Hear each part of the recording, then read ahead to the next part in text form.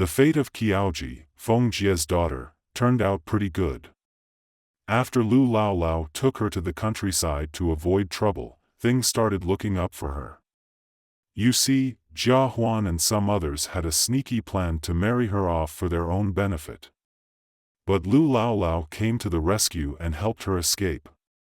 Once she made it to the countryside, her fate took a positive turn.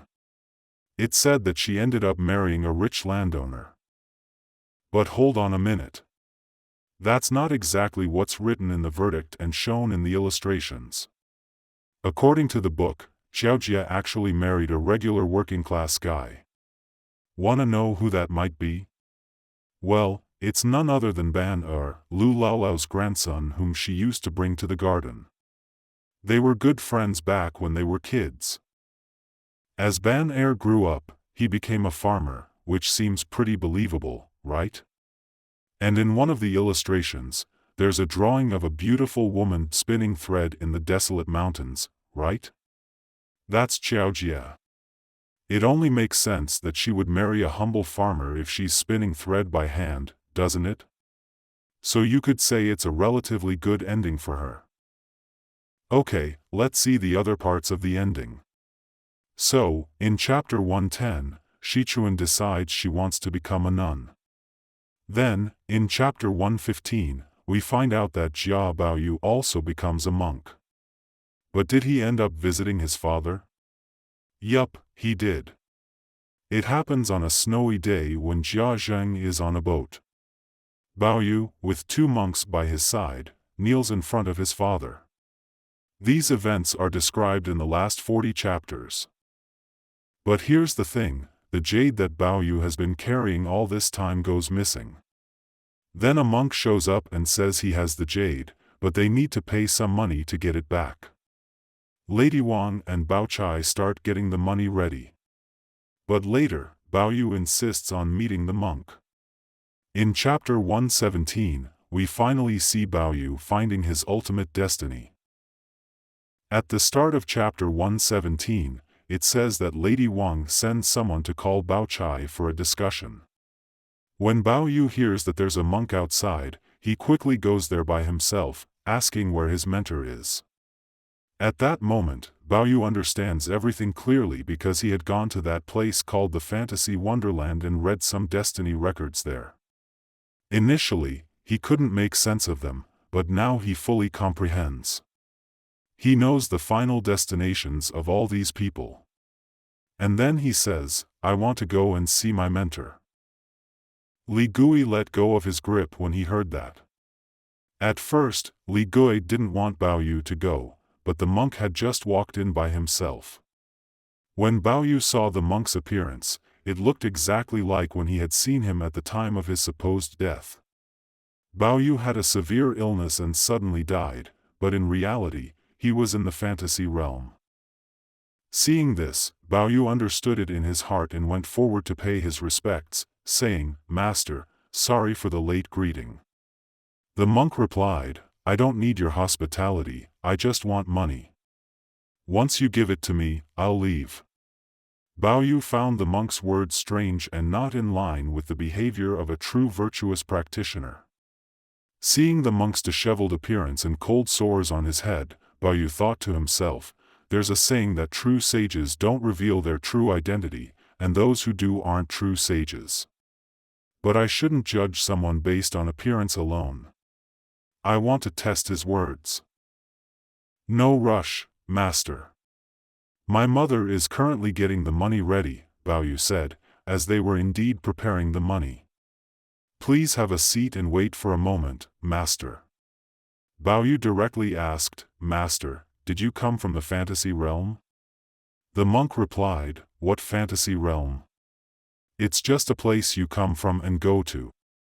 Ah, you're still calling it the fantasy realm, you haven't realized it yet. The illusory fantasy realm isn't illusory, right? You live in this real world, but this world is the illusion.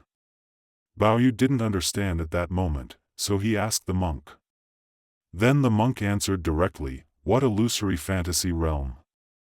It's just a place you come from and go to. I've come to return your jade. Let me ask you, where did the jade come from? Baoyu couldn't answer immediately, and the monk laughed, saying, You don't even know where you came from, and yet you ask me. Baoyu originally had an innate understanding, and after being enlightened, he had already seen through the worldly affairs. However, he was still unclear about his true nature. When he heard the monk and was asked about the jade, it struck him like a bolt from the blue. This is all very much in the style of Zen teachings. He then said, You don't need the silver anymore, I'll return the jade to you. The monk smiled and replied, It's about time you returned it to me. This passage is quite interesting as it illustrates Baoyu's moment of awakening, written entirely in the Zen tradition. By returning the jade, it signifies that he will no longer be jade, right? So what will he become? A stone. After all, jade symbolizes something beyond itself, doesn't it? Zen Buddhists practice a specific type of meditation called seated meditation. It's different from the seated meditation practiced in Taoism. The goal of Zen meditation is to see one's true self, with absolute focus on this purpose. So, let's talk about how Huang, also known as the Sixth Patriarch, achieved enlightenment. According to the Platform Sutra of the Sixth Patriarch, Huineng received the teachings and transmission of enlightenment from his predecessor, the Fifth Patriarch named Hongren. Hongren passed on to him the symbolic robe and bowl, along with a warning that his life would be in danger, and advised him to escape forthwith. Hongren instructed Huineng to head south. Without wasting any time, Huineng embarked on his journey towards the south. Hongren had advised him to return to Guangdong and spread the teachings of Buddhism in the south. The day after Huineng's departure, Hongren's disciples noticed something peculiar about him and asked if he was sick. Hongren honestly replied, I'm not sick, I'm fine, understanding their real concern. He openly disclosed that the robe and bowl had been taken south. Now, who would be able to obtain them? Only the one who was truly capable. The second word in Huineng's name means capable in Chinese. The disciples learned that Huineng had taken them, so they pursued him. One of the fastest runners among them was a monk named Hui Ming. To escape from being caught, Huineng had to find a hiding spot. He placed the robe and bowl on a large rock and concealed himself in the bushes. When Hui Ming arrived and tried to move the robe and bowl, Huineng told him, You can't move this robe. And indeed, Hui Ming couldn't budge it an inch. Faced with this difficulty, Hui Ming confessed to Huineng, who was still hidden, that he was not after the physical possessions but sought the profound teachings. Upon hearing Hui Ming's words, Huineng emerged from his hiding place and said to him, If you truly wish to listen to the Buddha's teachings, then please sit down. So, Hui Ming complied and sat down, concentrating his mind and letting go of all distractions.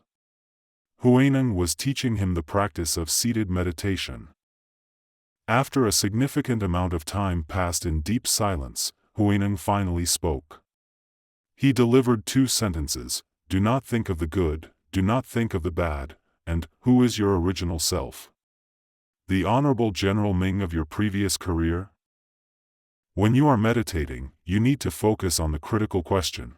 What is the critical question? It is, who is chanting the Buddha's name? Aren't you chanting the Buddha's name every day? But when you chant, you should ask, who is chanting the Buddha's name? If I, Wang Defeng, am chanting the Buddha's name every day, and suddenly a Zen master shouts at me, who is chanting the Buddha's name, how can I say that it is Wang Defeng who is chanting? Wang Defeng is not my true nature. So when these 2 questions are posed, Hui Ming becomes enlightened. What does it mean to be enlightened? It means that he finally sees his true nature. Don't think that Zen practice is all a bunch of nonsense. Most people just haven't been successful in their practice, and I'm afraid I might not have any hope of becoming successful either.